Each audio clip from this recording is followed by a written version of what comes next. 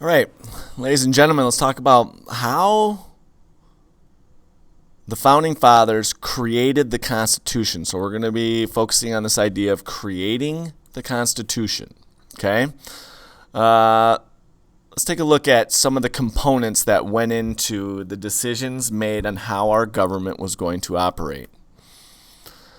So there's a couple of things we need to take into consideration. One of the big questions that was asked was, how should states be represented in the new government? Okay, we've got larger states versus smaller states, and those are some of the things that we need to take into consideration. There were two plans, okay? It was the New Jersey plan and the Virginia plan. Okay, New Jersey, being a smaller state, they said that each state should simply have one vote. Okay, while the delegation from Virginia came up with a plan and said, no, we're a larger state. We want to base representation in government on population. So however many people live there, that's how many representatives that we need to have. Okay. What ends up happening, they debate these facts for a while. We'll get into some of the specifics, but what ends up happening is what's ultimately called the Great Compromise. Okay, this guy from Connecticut says, how about I give you this plan of we have two houses based on both of those ideas from the New Jersey plan and the Virginia plan. Okay, and this is when we see the emergence of what's known as the Senate and the House of Representatives. So we've got two groups in our Congress. One group is the Senate, that is equal representation amongst the states. So it's based on the New Jersey plan. Then you've got the House of Representatives, and that means that representation is based on the population of each state. Okay, and that's based on the Virginia plan. So when you've got both houses put together, you're making both sides happy with this compromise. You're meeting in the middle saying, how about we use both ideas? Okay, so that was the answer to the first question that they asked at the Constitutional Convention. Let's take a look at the next big issue. We've got a large amount of slaves living in the United States during this time period. Okay, particularly the larger slave populations are in the South. Not to say that they didn't have slavery in the North during this time period, because they most certainly did. But they didn't represent as much of the population in the northern states as in the southern states. Okay, so you can kind of think about how they would want slaves to be counted in terms of the population of each state. Remember, slaves do not have any rights. Okay? They are deemed at a subhuman level. They can't vote. They have no say in what the government does. So we've got to determine, how are we going to count these people that ultimately don't have any rights in the United States during this time period. So the southern states, they've got an idea. They say, we have a lot of slaves, and they should definitely be counted as part of the population when determining how many representatives our states should have. Okay? So they would say, yeah, we get more representatives because we have more slaves. Okay? Northern states said, no, they should not be counted as part of the population. In our country, slaves are viewed as property and should be thought of as such, not as people to be counted for representation. Okay? So you've got these two opposing ideas. Because the southern states have more slaves, they will then have more power in the government. Northern states see that as a threat, and they say, no way. If you want to give them the rights of people, then we'll talk about it.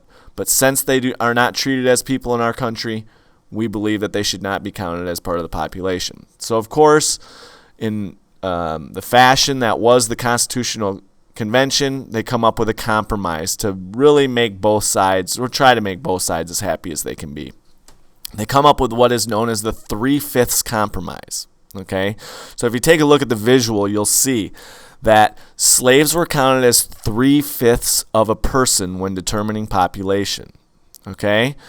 So, for every 3 slaves, they were represented as, or for every 5 slaves, they were represented as 3 people. All right? definitely not living up to what the Declaration of Independence says, that all men are created equal.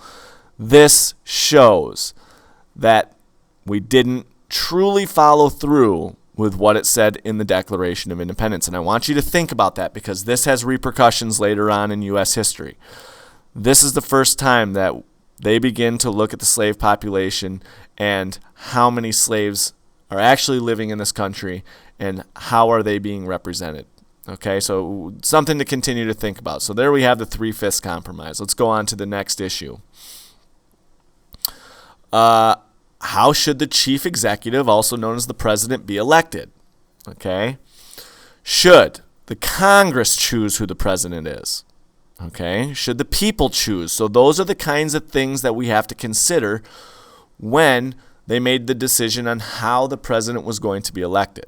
Okay, now, one thing we got to think about, the compromise that they came to, or really the decision that was made, was the creation of what's known as the Electoral College. This is a group of people that are the chosen electors. Okay? Now, what you need to know about the Electoral College is that the people in each state determine who the Electoral College will vote for. We'll get into some of those specifics a little later. It's kind of a tough thing to wrap our minds around, but we will get to some of the specifics and we will determine how exactly the Electoral College works. And let me be the first to tell you, this is a controversial issue that still exists today.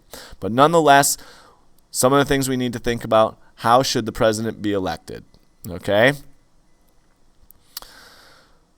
Ultimately, with all of these debates and all of these decisions and questions that needed to be answered, our goal was met.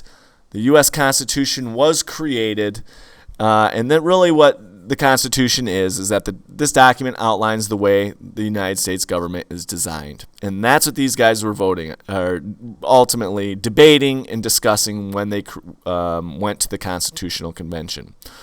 The goal was finally reached. They created the U.S. Constitution, which still, in its pure form, still exists today, with some changes, of course, and we'll talk about how we changed some of those things. So there you have it, ladies and gentlemen, some of the main issues that went into creating the U.S. Constitution and what we know as the U.S. government.